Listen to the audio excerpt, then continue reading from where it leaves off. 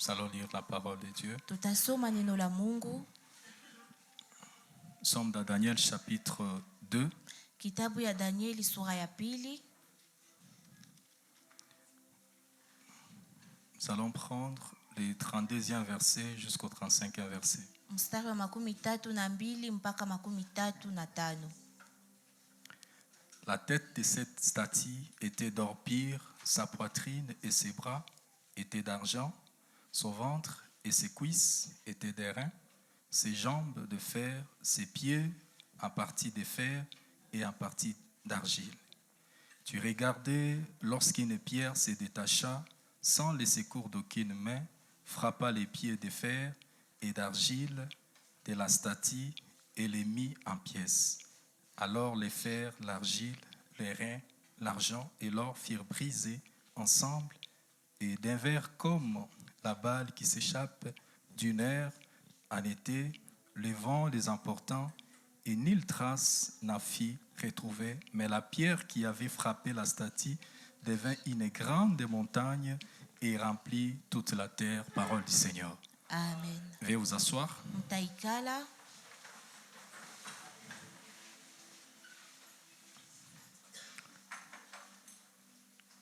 Nous allons lire encore Apocalypse. Tutasoma tena Ufunuo. Apocalypse chapitre 20e. Sura ya 20. Nous allons prendre le premier verset jusqu'au 6e verset. Mstari wa kwanza mpaka 6. Apocalypse 20 du premier au 6e verset. Ufunuo 21 mpaka 6. Puis je vis descendre du ciel un ange qui avait la clé de l'abîme et une grande chaîne dans sa main. Il saisit les dragons, les serpents anciens, qui est le diable et Satan. Il les lia pour 1000 ans. Il les jeta dans l'abîme, fermant et scella. Et sera l'entrée au-dessus de lui, afin qu'il ne séduise plus les nations, jusqu'à ce que le 1000 ans soit accompli.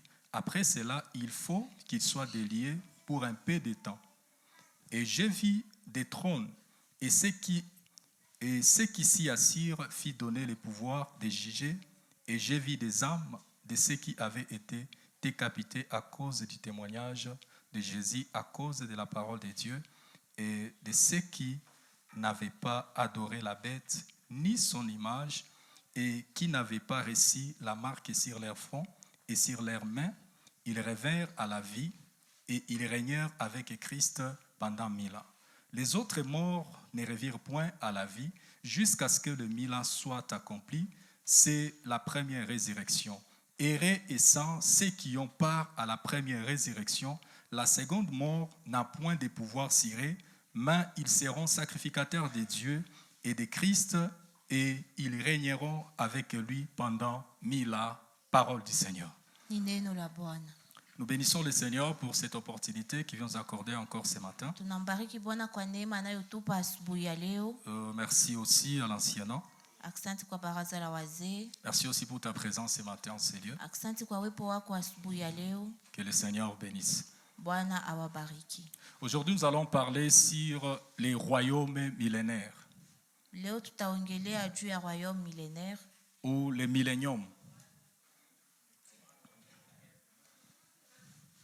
Les royaumes millénaires ou les milléniums. Sur ce, nous avons au moins 4 points que nous allons parler.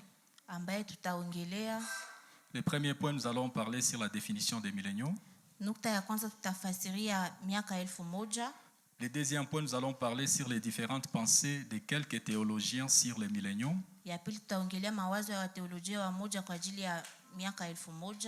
Le troisième point, nous allons parler sur les candidats des milléniums.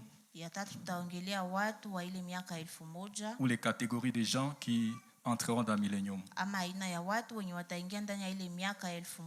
Et le quatrième point, ça sera les batailles qui passeront avant et après les milléniums. Et nous allons conclure à la fin. Je donne la définition des milléniums. Naleta mafasirio ya miaka 1000. Les milléniums, c'est le règne de Jésus-Christ et ses élus Ni utawala wa Yesu Kristo na wachaguliwa wake sur la terre duniani pendant 1000 ans.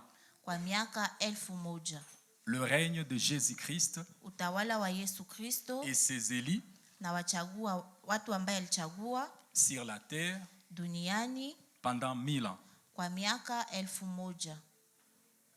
Bien-aimés dans le Seigneur, Wapendwa katika Bwana, étant sur la terre, wakati tuko duniani nous devons savoir que nous sommes de pèlerins. inabidi tujue kwamba tuko wasafiri. Nous ne resterons pas éternellement sur la terre. Hatutabaki milele duniani. Peu importe la situation que nous traversons, Ingawaje hali tunapitia, nous ne resterons pas éternellement. hatutabaki milele. Il y a un temps que nous allons quitter ce monde. Kuna kwa wakati tutatoka ndani ya dunia Et il y a des phases par rapport à cela. na kuna kuwa mambo ambayo inalingana na hiyo. Voilà pourquoi lorsque nous allons quitter ce monde, Wakati tutatoka ndani ya dunia, il y a un règne qui est réservé pour nous, kuna kwa utawala inaandaliwa kwa ajili qu'on appelle yetu le règne millénaire. ambayo wanaita miaka 1000. Là, c'est Jésus-Christ Hapa ni Yesu Kristo qui viendra régner sur la terre. ambaye atakuja kutawala duniani, La terre que nous voyons. dunia ambayo tunaona. Jésus-Christ viendra régner ici. Yesu Kristo atakuja kutawala hapa. Et cela, ça ne sera pas pour 10 jours Na haitakuwa kwa siku 10 ou 100 jours, ama siku Oui, 100 ama mwaka mais ça moja, sera pour 1000 ans. lakini itakuwa miaka 1000. Alléluia. Amen. Que Jésus va régner avec ses élus sur la terre. Ambaye Yesu atatawala na wachaguliwa wake duniani. Alors, le millénium, c'est un moment de paix sur la terre. Miaka 1000 itakuwa muda wa amani duniani. Pendant le règne de Jésus-Christ, c'est sur la terre dans 1000 ans. Wakati Yesu atatawala duniani miaka Il y 1000, aura la paix sur la terre. kutakuwa amani Il duniani. n'y aura pas la famine. Hakutakuwa njaa, Il n'y aura pas de guerre. hakutakuwa vita. Alléluia. Amen. La guerre que nous voyons aujourd'hui, Vita ambayo tunaona ou leo, la famine que nous voyons aujourd'hui, njaa ambayo tunaona leo, cela n'existera pas pendant le règne de Jésus-Christ. haitakuwa wakati wa utawala wa Yesu Kristo. Ça sera un moment de joie, Itakuwa muda wa un furaha, moment de paix muda wa amani. pendant 1000 ans Miaka sur la 1000 terre. hapa duniani. Alors, le millénium n'est pas un paradis parfait Miaka 1000 haiko paradiso kamili ou l'éternité. ama umilele. Le millénium, ce n'est qu'une phase Miaka 1000 ni mapito qui prépare l'éternité. ambayo inaandaa umilele. C'est un moment de récompense Ni muda wa malipo. que Jésus-Christ viendra récompenser ses saints Yesu Kristo atakuja kulipa watakatifu pendant wake ces 1000 ans-là. kwa ile miaka 1000. Le paradis parfait ou l'éternité, Paradiso kamili ama umilele ça viendra après le millénium. itakuya baada ya ile miaka 1000. Le millénium a une fin, Miaka 1000 inakuwa na mwisho, mais l'éternité n'a pas de fin. lakini umilele hauna mwisho. Alléluia. Amen. Ça, c'était la définition des milléniums. Ile ilikuwa mafasirio ya miaka 1000. Deuxième point, parlons maintenant des différentes pensées de quelques théologiens sur les milléniums. Tutaongelea mawazo ya wateolojia wamoja kwa ajili ya ile miaka 1000. Il y a des groupes de théologiens Kuna kwa kundi ya wateolojia qui ont parlé aussi sur les milléniums. ambao waliongelea ile miaka 1000. Ils ont essayé de faire quelques discussions par rapport à ça. Na walifanya maongezi kwa ajili ya hiyo. Il y a les premiers groupes qu'on les appelle les amillénaristes. Amillénaristes. Kundi ya kwanza wanawaita wa Amillénaristes. Voilà. Les amillénaristes, Waamilenaristes ce sont des théologiens qui croient à la seconde venue de Jésus-Christ, ni wateolojia ambao wanaamini kuja ya pili ya Yesu Kristo, mais ils rejettent le millénium lakini wanatupilia ile miaka 1000 en disant que nous vivons déjà dans le millénium à cette ère de l'Église. wakisema tunaishi ndani ya ile miaka 1000 kwa hiyo wakati wa kanisa. Alors, ce groupe de théologiens Hao wateolojia acceptent et ils reconnaissent le retour de Jésus-Christ. hao wanakubali kurudi kwa Yesu Kristo, Mais ils disent ceci, lakini wanasema hivi, le temps que nous vivons wakati ambao tunaishi dans ce temps de l'Église, kwa hiyo wakati wa kanisa c'est déjà le millénium. inakuwa miaka 1000 Donc pour eux, il tayari. n'y aura pas le millénium. Kwao ile miaka haitakuja. Alors le deuxième groupe, Kundi ya pili c'est ce qu'on les appelle les pré-millénaristes. wanawaita wa premillenariste. le prémillénariste wale watu et affirme que la seconde venue de Jésus-Christ aura lieu, wanahakikisha ya kwamba kuja ya pili ya Yesu itakuwa, mais cela va se passer avant le millénium. lakini itapitikana kisha ile miaka 1000. C'est-à-dire Christ viendra avant Ni kusema Kristo atakuja mbele et après le millénium na baadaye ya miaka et 1000 reconnaissent le millénium. au wanaitambua. Et le dernier groupe, Na kundi ya mwisho c'est ce qu'on les appelle les post-millénaristes. wanawaita wa post millenariste. Les post-millénaristes affirment que Christ viendra après le millénium. Au wanaitikisha ya kwamba Kristo atakuja kisha miaka 1000. Donc c'est le contraire avec les prémillénaristes. Ni kinyume na wale waliotangulia. Et disent que le millénium Au wanasema miaka et Christ 1000 viendra après le millénium. Kristo atakuja baadaye ya ile miaka. Alors, lorsque nous regardons ce que nous avions lu dans la Bible, Wakati tunaona ile ambayo tulisoma ndani ya Biblia, là où Apocalypse est en train de nous parler d'Apocalypse chapitre 20, kwenye Ufunuo 12 iko natuambia, vous allez comprendre avec moi mtaelewa pamoja nami que ce sont les prémillénaristes. ya kwamba ni wa premillenariste On s'y quand même parlé par rapport à ce que la Bible nous dit. waliongelea kuhusu na ile ambayo Biblia inatuambia. Parce que la Bible est en train d'affirmer Biblia iko natuhakikishia que Jésus-Christ viendra d'abord. ya kwamba Yesu Kristo atakuja, Et après cela, na kisha hiyo il y aura maintenant le règne millénium. kutakuwa utawala wa miaka 1000. Alors, bien aimé, ce qu'on vous parle, c'est une chose qui est réelle. Ile mambo tunawaongelea ni mambo ya kweli. C'est pourquoi le prophète Daniel avait vu cela avant. Nabii Daniel aliona mbele. Là où nous sommes entrés, nous avions lu dans Daniel chapitre 2. Nafasi tulisoma ndani ya Danieli C'est une sura ya prophétie aussi que pili. Daniel avait déjà récit Ni unabii ambaye Danieli alipewa pour les choses qui arriveront. kwa ajili ya mambo yatakayokuja. Alléluia. Amen. Alors, le troisième point, Nukta ya tatu, nous allons parler maintenant des candidats des milléniums, wachaguliwa wa ile miaka 1000 ou la catégorie de gens ama aina ya watu qui vont participer dans ces milléniums. ambaye watakuwa kwa ile miaka 1000. Le premier type de candidats, Kundi ya wachaguliwa wa kwanza ce sont les saints de l'enlèvement ni watakatifu wa kunyakuliwa de l'Église. wa kanisa. Alléluia. Amen. Ce sont là les premiers candidats. Njoo watu wa kwanza. C'est-à-dire, si tu veux participer dans ces royaumes millénaires, Kama unapenda kukua ndani ya ile utawala wa miaka 1000, tu dois être les candidats de l'enlèvement. inabidi we mchaguliwa wa Tu kunyakuliwa. dois être parmi les saints de l'enlèvement. Inabidi we miongoni mwa watakatifu ambao watanyakuliwa. 1 Thessaloniciens chapitre 4, Watesalonika wa kwanza 4 du 16 au 17e verset nous parle de cela. 16 mpaka 17 inaongelea ile Il y mambo. aura un jour Kutakuwa siku que l'Église va quitter la terre. ambaye kanisa itatoka duniani Et l'Église va quitter la terre na kanisa itatoka ndani ya dunia pour aller se rencontrer avec le Seigneur dans les airs. juu ya kukutana na Bwana mawinguni. Oui, on nous parle que Jésus vient bientôt, Kweli wanatuambia Yesu anarudi mais upesi, Jésus ne vient pas toujours. lakini Yesu hajakuja. Laisse-moi te dire ceci. Acha nikwambie hivi, Le Seigneur Jésus viendra certainement. Bwana Yesu atakuja kweli.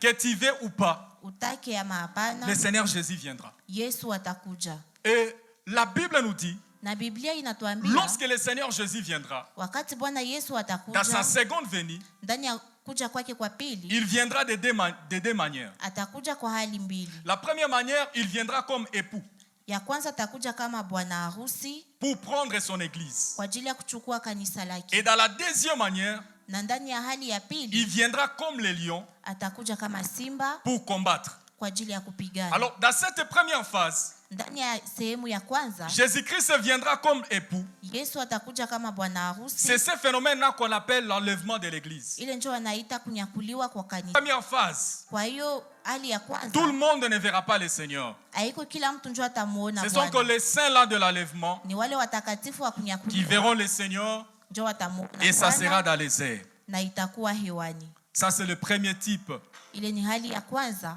des gens qui participeront dans ces rendez-vous des royaumes millénaires. ya watu wenye watakuwa ndani ya ule utawala wa miaka 1000.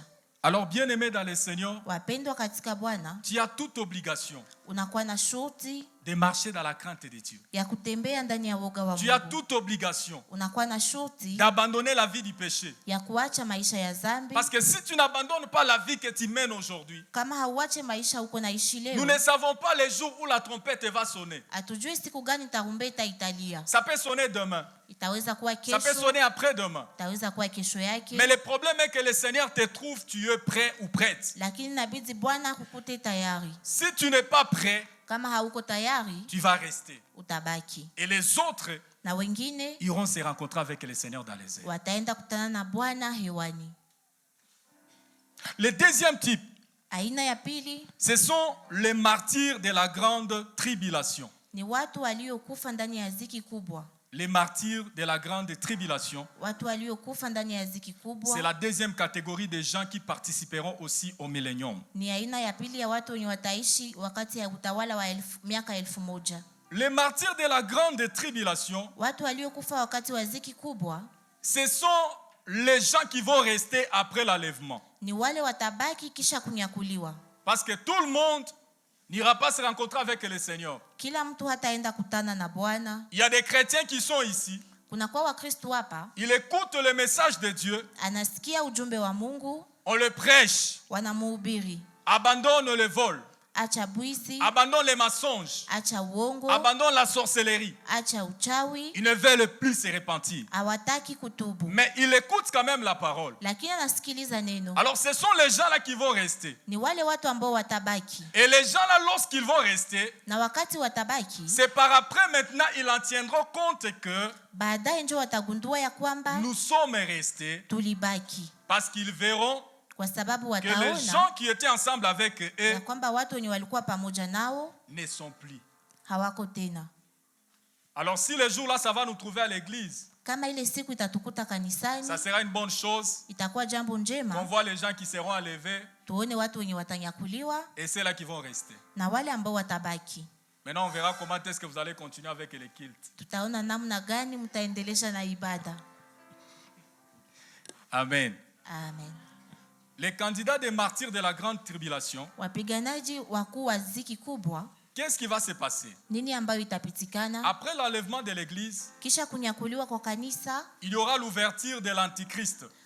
mpinga Kristo ataonekana. L'antichrist est le faux prophète. Mpinga Kristo na nabii wa uongo Ils viendront régner dans ce monde. watakuja kutawala ndani ya dunia. Et ils régneront pendant 7 ans. Watatawala miaka 7. Et dans ces 7 ans-là, ça sera divisé par 2. Ile miaka 7 wataigawanya mara Il pili. y a les 3,5 que l'antichrist va se manifester comme Christ réellement. Miaka 3.5 ambayo mpinga Kristo atajionyesha kama Kristo wa Et kweli, dans les 3,5, na miaka 3.5 ya kubaki il montrera maintenant sa face de l'antichrist. ataonyesha vile yeye ni mpinga Kristo kweli. Alors les gens qui vont rester, ils trouveront que c'est normal dans les 3 ans et demi. Watakayobaki wataona ni kawaida kwa ile miaka va 3.5 ambayo itatangulia, Mais après maintenant, lakini baadaye l'antichrist va commencer à torturer les gens. mpinga Kristo ataanza kutesa watu.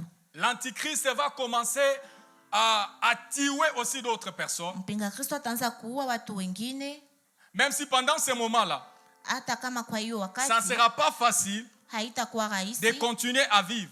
kuendelesha kuishi. Pendant ce moment-là, Kwa ile wakati ça ne sera pas facile haitakuwa de faire tout rahisi ce que nous sommes en train de faire aujourd'hui. kufanya yote ambayo tuko nafanya leo.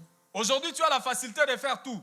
Leo kuna urahisi ya kufanya mambo Mais yote. pendant ce règne-là de l'antichrist, Kwa utawala wa mpinga Kristo tu ne feras rien hautafanya kitu si tu n'as pas le cachet de 666. kama hauna chapo ya C'est 666. ce qu'on appelle la marque de la bête. Ndio anaita chapo la mnyama. Le faux prophète Nabii wa uongo va persuader les gens atavutia watu d'accepter le cachet de 666 ili wakubali hiyo chapo ya qui sera donné par 666 l'antéchrist. yenye mpinga Kristo ataleta. Alors, tout celui qui aura le cachet de 666, Yeyote mwenye atakuwa na hiyo chapo ya 666, sache que c'est déjà un visa pour toi pour l'enfer. jua ya kwamba ni kitu inakusaidia kwenda jehanamu. Donc, si tu vas rester Kama utabaki après l'enlèvement, kisha kunyakuliwa, fais un effort ufanye ima, de ne pas avoir le cachet de 666. usikuwe na hiyo chapo.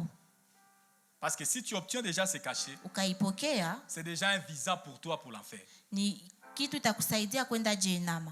Alors, les gens qui vont endurer, Watu ambao watadumu Même s'il y a ceux-là qu'on va les crever des yeux, Ingawaje wamoja watawatobola macho, il y a ceux-là qu'on va les couper des pieds wengine watawakata miguu pour accepter les cachets. kwa ajili ya kubali hiyo chapo. Il y a ceux-là qui vont passer 3 mois de famine Kuko wengine watafanya miezi sans 3 ya pour autant njaa manger bila kula pour avoir les cachets. kwa ajili ya kupata Alors hiyo si tu chapo. acceptes les cachets, on Ukaikubali, te donne la nourriture. banakupa chakula. Vous voyez le phénomène que nous voyons aujourd'hui. Mnaona mambo ambayo tunaishi leo, Il n'y a pas de travail. hakuna kazi. Et à l'époque de l'Antichrist, ça sera aussi ainsi. Wakati wa mpinga Kristo itakuwa hivyo. Pour travailler, il faut avoir les cachets de 666. Kwa ajili ya kutumika inabidi uwe na chapo ya Soit on te 666. met sur le front, Wanaikutia soit hapa tu sur la main. ama kumkono. Alors si tu n'as pas ces cachets, Kama hauna ile chapo, tu n'achèteras pas, tu ne hautauza, travailleras pas, tu ne hautatumika, vendras pas, tu ne hautauzisha, feras quoi que ce soit hautafanya lolote si on ne te donne pas les cachets. kama haunayo. Ça sera un moment terrible. Itakuwa muda mgumu. Voilà pourquoi nous avons tout intérêt Njoo kwa maana tunakuwa na faida yote de marcher avec le Seigneur, ya kutembea na Bwana, qu'on soit parmi les saints de l'enlèvement. tuwe miongoni ya watakatifu ambao watanyakuliwa. Parce que pendant cette période de la grande tribulation, Kwa hiyo wakati wa ziki kubwa, beaucoup de gens vont céder. watu wengi watabebwa Parce que la douleur sera tellement atroce kwa sababu machungu yatakuwa et zaidi les gens vont céder. na watu Ils vont watabebwa. accepter les cachets de 666. Watakubali chapo ya 666. Alors d'Apocalypse chapitre 7, Ndani ya Ufunuo sura ya 7 du 13 au 14e verset. mstari wa 13 mpaka 14, Là maintenant, la Bible est en train de nous parler Biblia iko natuongelea des saints de la grande tribulation. wale watakatifu wa ziki kubwa, Ils ont lavé leurs robes walichukua kanzu zao et ils se sont allés se rencontrer avec le Seigneur. na wakaenda kukutana na Bwana. C'est-à-dire à la fin de la grande tribulation. Kusema mwisho wa ziki kubwa, Parce que pendant ce moment-là, kwa ile wakati l'Antichrist va frapper. mpinga Kristo Et il arrivera atafika à un moment où Dieu aussi va commencer à frapper le monde. na itafika muda Yesu ataanza kuadhibu ulimwengu. Quand vous attendez, on parle de 7 coupes, Mnasikia wanaongelea vikombe 7, 7 seaux, muhuri 7, 7 trompettes. tarumbeta 7.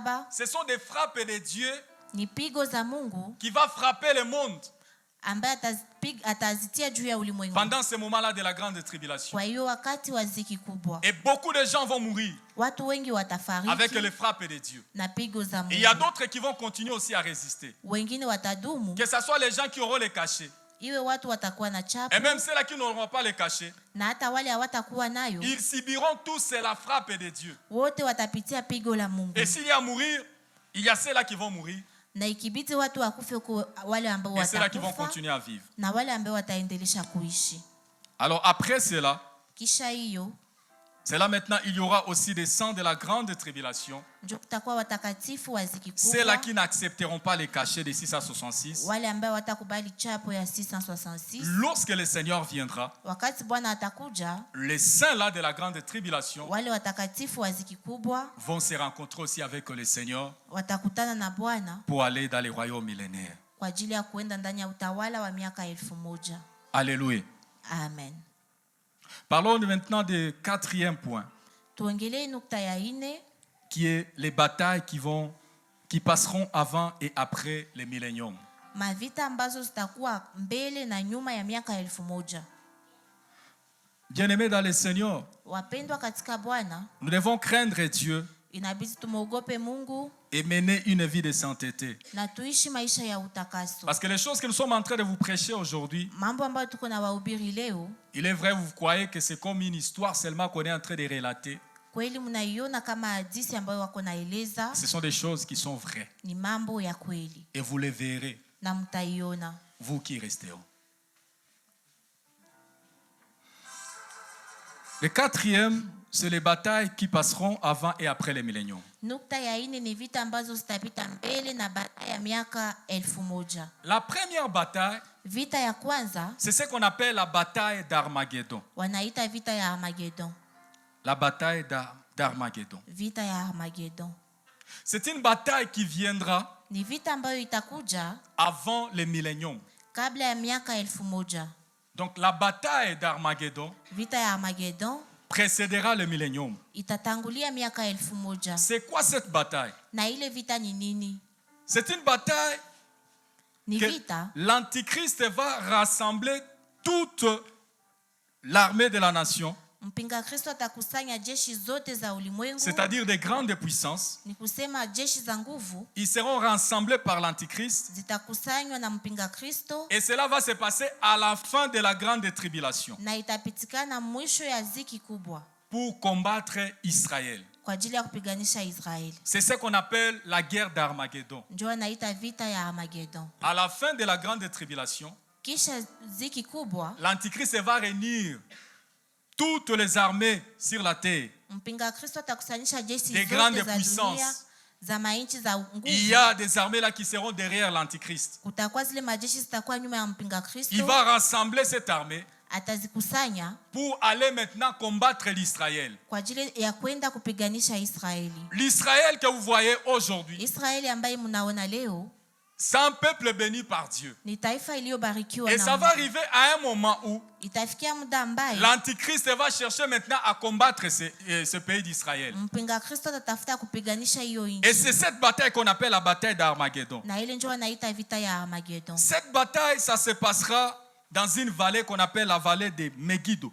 Itapitikana ndani ya bonde la Megido, Et la vallée de Megiddo se situe en Israël, na ile bonde inakuwa Israeli, environ 90 km au nord de Jérusalem, kilomita 90 na Yerusalemu, 25 km au nord-est de Césarée kilomita 25 ya Cesare, et 40 km au sud-ouest des lacs Tibériade. na kilomita 40 na Lac Tiberiade. C'est là où se trouve cette vallée de Megiddo. Njo kwenye ile bonde ya Megido C'est vrai, inapatikana. ça existe. Kweli Ça y est en Israël. iko Israeli, Et c'est là où la bataille d'Armageddon se passera. na ni hapo njo vita ya Armageddon itapitikana. Alors, toutes les nations que vous voyez de grandes puissances aujourd'hui, Taifa zote za nguvu ambazo mnaziona leo, des armes lourdes ile masilaha kubwa qu'elles ont aujourd'hui, yenye iko nazo leo, vous allez voir des grandes puissances, chacun pendant des parades ou soit pendant les moments de défilé, ils sont en train de montrer des armes qu'ils ont. mtaona wakati huko nafanya matembezi yao wanaonesha masilaha kubwa ambao wako Des nazo, armes nucléaires.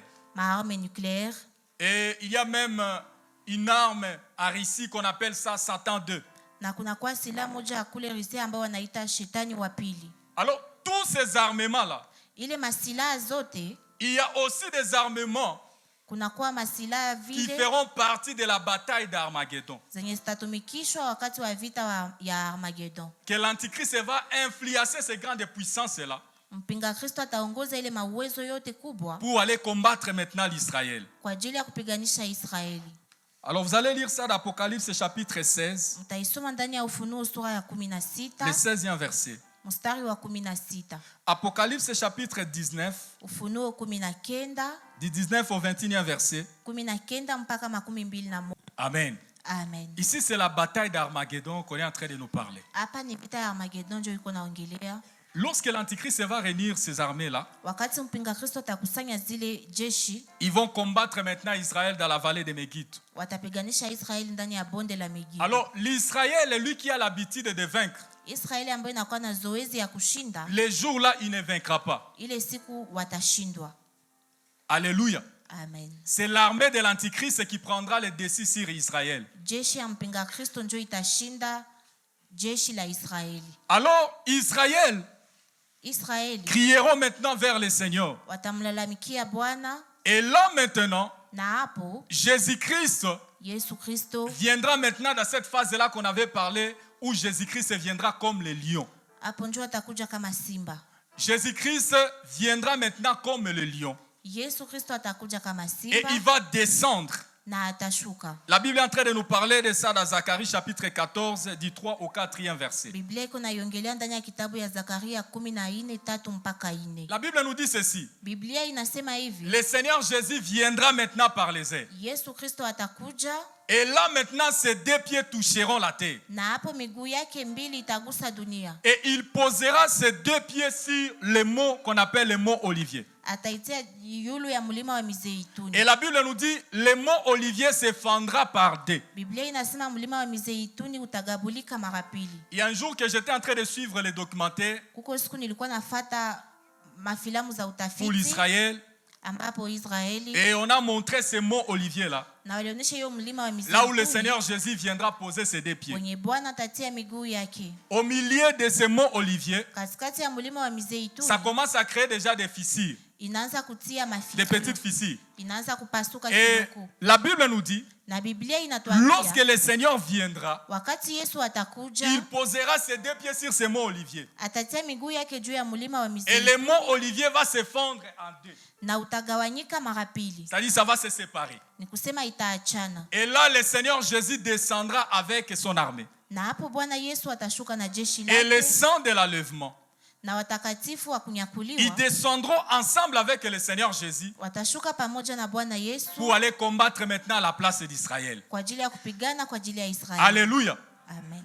Là maintenant, Na hapo Jésus viendra mettre fin à cette guerre de Armageddon. Yesu atakuja kumaliza vita ya Armageddon. C'est-à-dire dans la guerre d'Armageddon, Ndani ya vita ya Armageddon, la seule personne qui mettra fin en cela, mtu mwenye ataweza kuimaliza ça sera Jésus-Christ. itakuwa Yesu Et la Kristo. Bible nous dit, lorsque Jésus-Christ viendra, Biblia inasema wakati Yesu Kristo atakuja il va détruire maintenant cette armée ataharibu hiyo jeshi de l'Antichrist. ya mpinga C'est Kristo. là où le prophète Daniel avait reçu aussi ce message. Na ni hapo ndio nabii Danieli alipokea Nous ujumbe. avions lu huu. dans Daniel chapitre 2. Tulisoma ndani ya Danieli sura ya pili. Lorsque le roi Nebuchadnezzar avait reçu donc la veille un rêve, Wakati mfalme Nebukadneza alipata la Bible nous ndoto, dit il a vu une statue. Biblia inasema aliona La tête était sanamu. en or, Kichwa ilikuwa ya la poitrine et les fedha, bras ya en argent, dhahabu, kifua na mikono le ya ventre et fedha, les cuisses un rein, tumbu na miguu ya eran, une partie des pieds en fer na miguu yake ilikuwa ya et une autre chuma, partie en argile. na sehemu ingine ilikuwa ya udongo. Et cela signifiait Na ile ilikuwa ikimaanisha les grandes puissances utawala et des kubwa nations qui n'ont pas de puissance. na manchi za utawala ndogo. Les nations qui n'ont pas de puissance, ce sont les pieds en argile. Manchi za utawala ndogo ndio miguu ya udongo. Et les nations qui ont des puissances, ce sont là les pieds en fer. Na taifa za utawala kubwa ziko ndio ile mgulu ya chuma. Alors qu'est-ce qui se passera maintenant? Nini itapitikana? Le prophète a vu Nabii aliona une pierre lijiwe qui venait du ciel ambaye ilitoka mbinguni sans le secours d'aucune main. bila mkono kuisukuma, Et la pierre tomba sur les statues. na ile lijiwe ikapiga Ça sanamu, brise le pied, ikavunja les miguu, pieds d'argile miguu ya et les udongo pieds de fer. na miguu ya chuma, Et la pierre a pris toute une place. na lijiwe ikatwala nafasi. Et la pierre là, c'est le type du Seigneur Jésus-Christ. Na hiyo ni mfano wa Bwana Yesu Kristo. Jésus-Christ, c'est lorsqu'il viendra maintenant dans cette bataille d'Armageddon, Yesu Kristo wakati atakuja kuvita ya il viendra Armageddon, mettre fin au règne de l'Antichrist. atakuja kumaliza utawala wa mpinga La Bible nous Kristo. dit qu'est-ce qui va se passer. Nini ambayo itapitikana? Il va prendre l'Antichrist Atachukua mpinga Kristo et les faux prophètes, na manabii wa uongo, il va les jeter au feu. atawatupa ndani ya moto. Alléluia. Amen. C'est-à-dire, les gens qui iront en enfer, Ni kusema watu ambao wataenda Jehanamu, ceux-là qui vont refuser d'écouter la parole. wale ambao watakatala kusikiliza neno.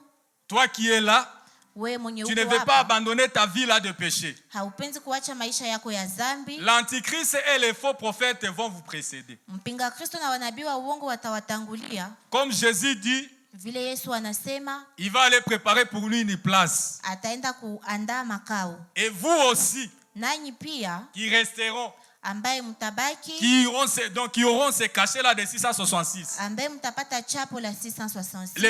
Les faux prophètes et l'Antichrist Manabii wa uongo na mpinga Kristo vont aller préparer pour vous une place dans l'enfer. wataenda waandalia nafasi Jehanamu. La Bible nous dit, Biblia inatuambia après avoir les jetés au feu, kisha kuwatupa ndani ya moto, Jésus-Christ Yesu Kristo va maintenant rassembler le sang. atakusanya watakatifu. Et là, il y aura maintenant les martyrs là de la grande tribulation qui étaient morts. Na pale kutakuwa wapiganaji wakubwa wenye walikufa wakati wa Ils ziki vont aussi kubwa, ressusciter watafufuka pour aller se rencontrer avec le Seigneur. kwa ajili ya kukutanana na Bwana. Et les martyrs là qui n'ont pas reçu le cachet de 666, Na wale waliokufa bila chapo ya et aussi vont se rencontrer avec le Seigneur. watakutana na Et Bwana. c'est par là où ça sera maintenant le début de millénium. Na hapa ndio itakuwa mwanzo wa utawala wa miaka 1000. Alléluia. Amen. Le millénium viendra après la bataille d'Armageddon. Miaka 1000 ya utawala itakuja kisha vita ya Armageddon. Lorsque Christ mettra fin à cela, Wakati Kristo atamaliza vita, nous allons maintenant commencer les royaumes des milléniums. tutaanza ufalme wa miaka 1000. Et dans ces royaumes, Na ndani ya hiyo ufalme, la Bible nous dit que c'est le Seigneur Jésus-Christ qui va régner. Biblia inasema ni Bwana Yesu ndio atatawala. Lui seul qui va régner dans ces royaumes. Yeye peke yake ndio atatawala. Et dans ces royaumes, Na ndani ya hiyo utawala, les impuretés ne seront pas là. Les impuretés. uchafu Ce que j'ai aimé ile ambayo nilipenda pour les saints de l'enlèvement, kwa ajili ya watakatifu wa kunyakuliwa, et ils vont bénéficier d'abord doublement. au watafaidika mara pili. Lorsqu'ils seront enlevés, Wakati watanyakuliwa, ils vont aller se rencontrer avec le Seigneur dans les airs. wataenda mlaki Bwana hewani, Et ils seront là dans les airs na watakuwa hewani pendant 7 ans. miaka 7. Pendant 7 ans-là, ils seront en train de faire quoi? Kwa ile miaka 7 watakuwa wakifanya Ils nini? seront dans la fête de la noce Watakuwa ndani ya sherehe, de l'époux avec son épouse. sherehe ya kutana ya bwana harusi na bibi C'est-à-dire, harusi. Jésus-Christ Ni kusema Yesu Kristo sera ensemble avec l'Église, atakuwa pamoja na kanisa là où lui-même a déjà réservé. kule kwenye yeye mwenyewe ashaandaa. Pendant les 7 ans de la grande tribulation, Kwa ile miaka 7 ya ziki kubwa, ils seront dans la fête. au watakuwa ndani ya sherehe. Alléluia. Amen. Nous avons tout intérêt Tunakuwa na faida d'être enlevés ya pour kunyakuliwa que nous faisions aussi part de cette fête de la noce ili tuwe kwa ile sherehe, ile karamu ya kukutanana qui sera organisée par Jésus-Christ ambaye Yesu ataandaa pendant 7 ans. kwa miaka 7. Alléluia. Amen. Et après cette fête-là, Na kisha ile sherehe les saints descendront maintenant watakatifu watashuka pour bénéficier les milléniums. kwa ajili ya kupata faida kwa ile miaka 1000. Les martyrs de la grande tribulation, Wale ambao watakufa ndani ya ziki kubwa ils ne seront pas dans cette fête de la noce, hawatakuwa kwa ile sherehe, mais ils bénéficieront seulement les milléniums. watafaidika tu na miaka 1000. Alors, qu'est-ce qui va se passer pendant ce temps-là? Nini ambayo itapitikana kwa ile wakati? Il y aura une autre vie. Kutakuwa maisha ingine, Il y aura la paix totale. kutakuwa amani kamili. Et pendant cette période de millénium, Na ile wakati wa miaka 1000 il y aura des naissances. kutakuwa uzao. Alléluia. Amen. Il y aura les gens qui vont naître pendant cette période de millénium. Kuko watu watazalika kwa ile wakati wa miaka 1000. Alors, je ne sais pas si pendant cette période de millénium, Sijue kama kwa ile wakati si nous allons encore nous connaître. tutajuana. Ça, c'est le mystère de Dieu lui-même qui connaît. Mungu mwenyewe ndio anajua. Si pendant cette période-là, Kama kwa ile wakati on saura que ça, c'est le frère Aman ou ça, c'est papa Jalik. tutajua huyu ni ndugu Amani, huyu ni papa Jean-Luc. On ne connaît pas, mais c'est Dieu seul qui connaît. Ni Mungu peke yake ndio Mais ce que nous anajua. savons, Ile ambayo tunajua il y aura les règnes millénaires sur la terre. kutakuwa utawala wa miaka 1000 duniani. Alors, pendant ce temps-là, Kwa ile wakati il y aura aussi kutakuwa pia les naissances dans le millénium. uzao. Les gens qui vont naître dans le millénium, parce que ça sera pendant 1000 ans. Watu ambao watazalika kwa ile miaka 1000. Et après maintenant les 1000 ans, Na kisha ile miaka 1000, c'est-à-dire à la fin des milléniums, kwa mwisho ile miaka 1000, lorsque le millénium prendra sa fin, wakati itaisha, c'est là où maintenant il y aura la deuxième bataille, ni hapo ndio kutakuwa mapigano ya pili qui est la dernière bataille, ambayo ni ya mwisho, qu'on appelle la bataille de Gog et Magog. wanaita vita ya Gog na Magog. La bataille de Gog et Magog, Vita ya Gog na Magog c'est la dernière bataille qui viendra après le millénium. ni vita ya mwisho itakuja kisha miaka 1000. Alors souvent les gens font la confusion de la bataille d'Armageddon et la bataille de Gog et Magog. Watu wengi wanachanganisha vita ya Armageddon na vita ya Gog Ce na ne sont Magog. pas de mêmes batailles. Haiko vita Il y a moja. l'une qui va précéder le millénium, Kuko moja itatangulia ile il y a miaka l'autre qui 1000, viendra après le millénium. yengine itakuja baadaye ya miaka 1000. Alors ce qui viendra après le millénium, c'est ce qu'on appelle la bataille de Gog et Magog. Yenye itakuja baadaye ya miaka 1000 ndio vita ya Gog na Magog. Nous allons lire d'Apocalypse chapitre 20, Tutasoma ndani ya Ufunuo sura ya 12, 17 au 15e verset. mstari wa 7 mpaka 15. Ézéchiel chapitre 38, le 2e verset. Ezekieli 38:2. Ézéchiel chapitre 39, le 1er verset. Tout celui, son nom n'était pas retrouvé dans les livres des vies, Yeyote mwenye jina lake haikupatikana ndani ya kitabu cha uzima fut jeté dans le feu. akatupwa ndani ya moto. La bataille de Gog et Magog, Vita ya Gog na Magog c'est la dernière bataille. njo vita ya mwisho. Alors cette bataille se passera comment? Hii vita itapitikana je? À la fin des milléniums. Kwa mwisho ya utawala wa miaka 1000, Parce que pendant les 1000 ans là, wakati wa utawala wa miaka 1000, le diable sera enchaîné dans la prison shetani atakuwa akifungwa gerezani pour ne pas séduire les gens pendant ces 1000 ans. kwa ajili asivutie watu kwa ile miaka 1000. Maintenant, après les milléniums, Na kisha hiyo utawala wa miaka 1000, Dieu va autoriser qu'on ouvre le diable. Mungu ataruhusu amwache huru Le shetani. diable sera déchaîné. Shetani watamfungula, Il quittera la prison atatoka gerezani pour aller séduire maintenant les nations dans les milléniums. kwa ajili ya kwenda kuvutia mataifa wakati wa utawala wa miaka 1000. C'est pourquoi Gog et Magog, Njo kwa maana Gog na Magog ce sont des noms symboliques ni majina zenye ni alama, qui symbolisent des nations qui seront séduites par les diables. alama ya mataifa ambayo itavutiwa na shetani.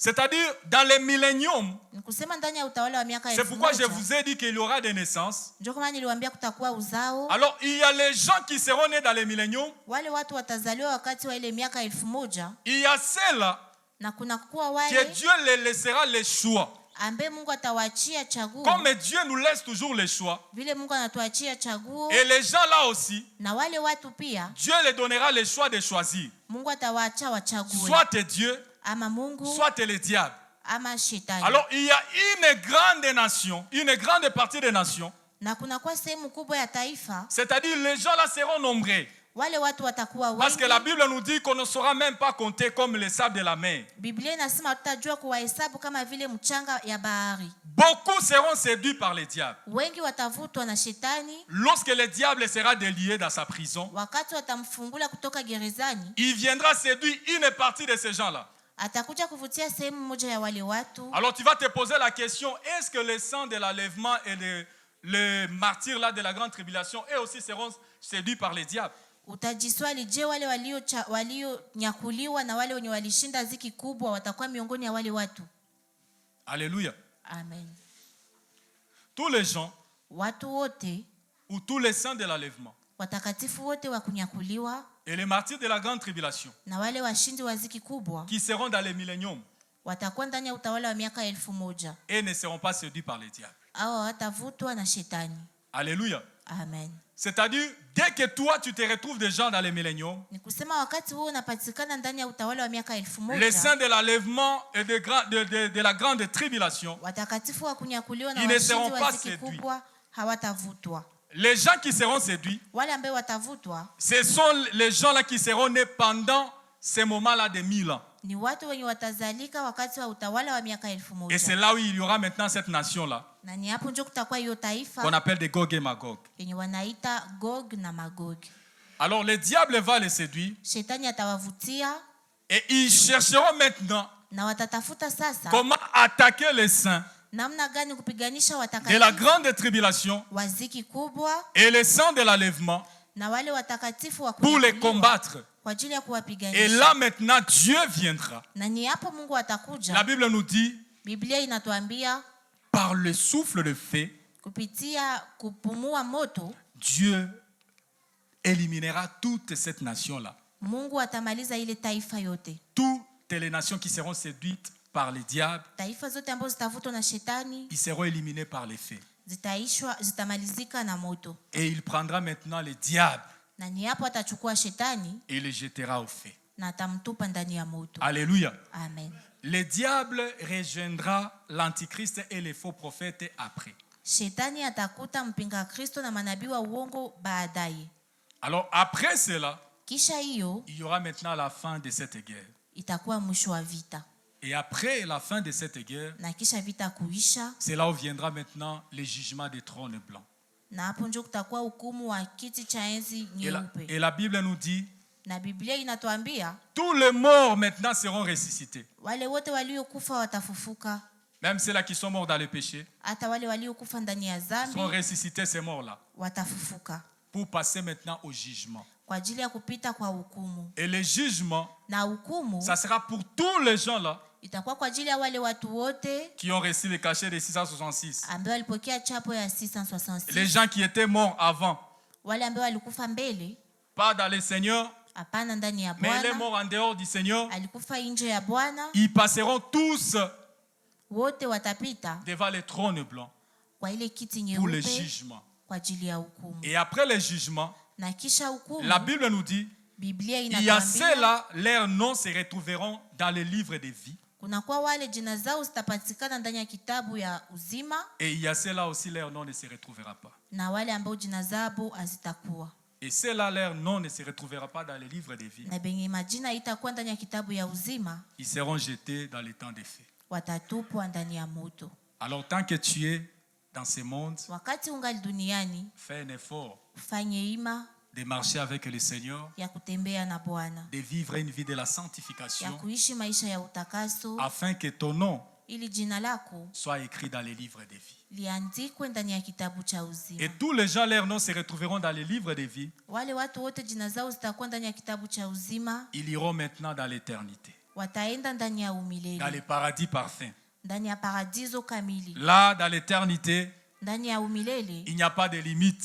haina mwisho. Alléluia. Amen. Ça sera de joie, Itakuwa furaha, paix éternelle. amani ya milele, Et là, nous serons avec notre Seigneur na hapo tutakuwa na pour Bwana l'éternité.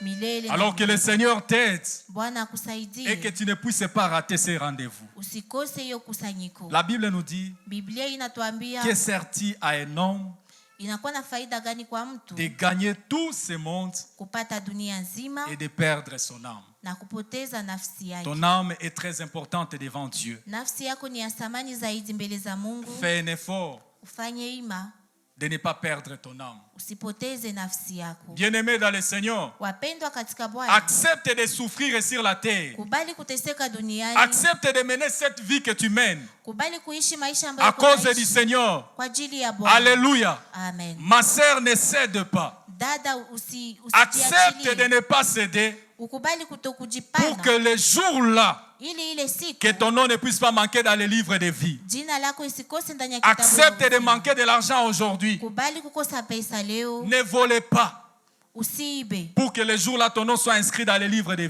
vie. ile siku jina lako liandikwe ndani ya kitabu Je ya me suis uzima. toujours posé cette question. Mimi najiswali kila mara, Vous les sorciers, nyinyi wachawi vous ne voulez pas se repentir. hamtaki kutubu. Ce qui vous attend, Yenye na bachunga c'est le feu éternel. ni moto wa milele. Repends-toi Utubu et que ton nom soit écrit ili jina lako dans les livres de liandikwe vie. ndani ya kitabu ya uzima. Dans le royaume de Dieu, Ndani ya ufalme wa Mungu les adultères wazinzi n'entreront pas. Les hawataingia, impudiques wazinifu n'entreront pas. Les hawataingia, ivrognes walevi n'entreront pas. hawataingia. Toutes sortes de gens là que la Bible nous parle, Ile aina yote ya watu ambao Biblia n'entreront inaongelea pas. hawataingia. ce sont les gens qui seront sans tache Ni wale watu watakuwa bila et taka, mérites bila qui mikujo, entreront dans cela. njo wataingia. Voilà, ce matin, le Seigneur nous a mis à cœur qu'on puisse parler avec nous sur le royaume millénaire. Injo Bwana aliweka ndani ya moyo wetu ili tuongee kwa ajili ya ufalme wa miaka 1000, Et j'aimerais que tu retiennes ça na ningelipenda uiweke parce qu'un jour,